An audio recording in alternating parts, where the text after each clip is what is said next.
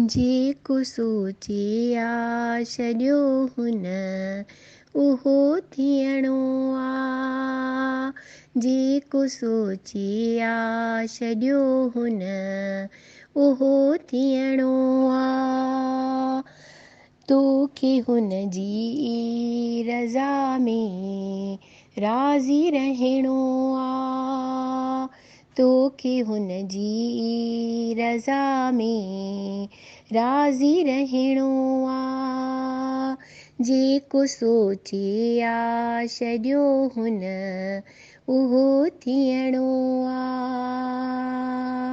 वसु कहिड़ो भला तुंहिंजो हिन जीवन ते हलंदो। जेको लिखियलु आहे उहो तोखे मिली रहंदो। वसु कहिड़ो भला तुंहिंजो हिन जीवन ते हलंदो। जेको लिखियलु आहे उहो तोखे मिली रहंदो। तुंहिंजो लिखियो तोखां सघंदो खसे न कोई। जेकी लिखियो दातार आ मिलंदो मिठा सोई। जेसी दाणो अथई तेसी खाईंदे। जेसी तन आहे तेसी पाईंदे। हिकिड़े ॾींहुं आत्मा खे बि अमर थियणो आ। हिकिड़े ॾींहुं आत्मा खे बि अमर थियणो आ। जेको सोचिया छॾियो हुन उहो थियणो आ। आए हथे खाली वेंदे हथे खाली।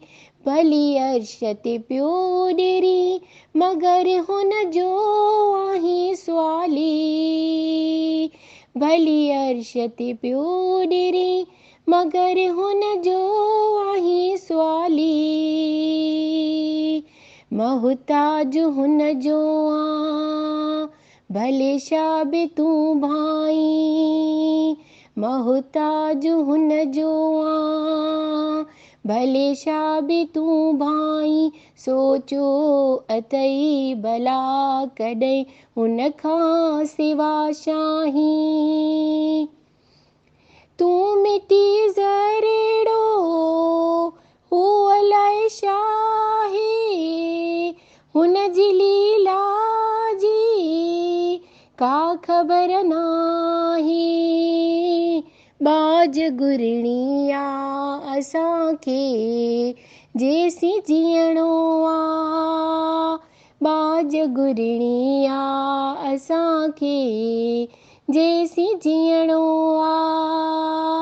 जेको सोचिया छॾियो हुन उहो थियणो आ। जेको सोचिया छॾियो हुन उहो थियणो आ।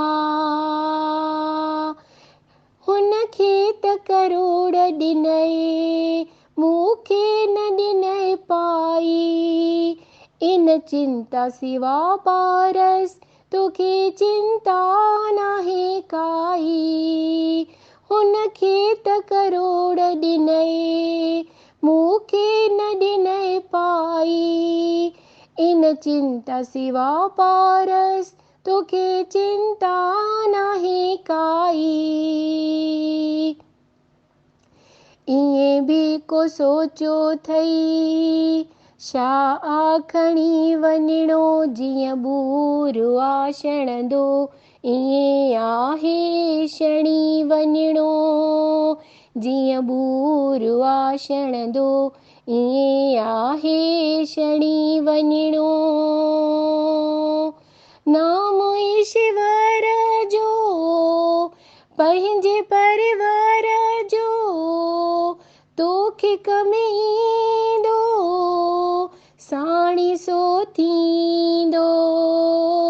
फ़क़ति सिमरन जो समरुई खणी हलणो आ।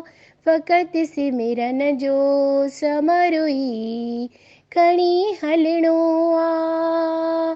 जेको सोचे आ छॾियो हुन उहो थियणो आ। जेको सोचे आ छॾियो हुन उहो थियणो आ। तोखे हुन जी रज़ा में राज़ी रहणो आ। तोखे हुन जी रज़ा में राज़ी रहणो आ। जेको सोचे आ छॾियो हुन उहो थियणो आ। उहो थियणो आ।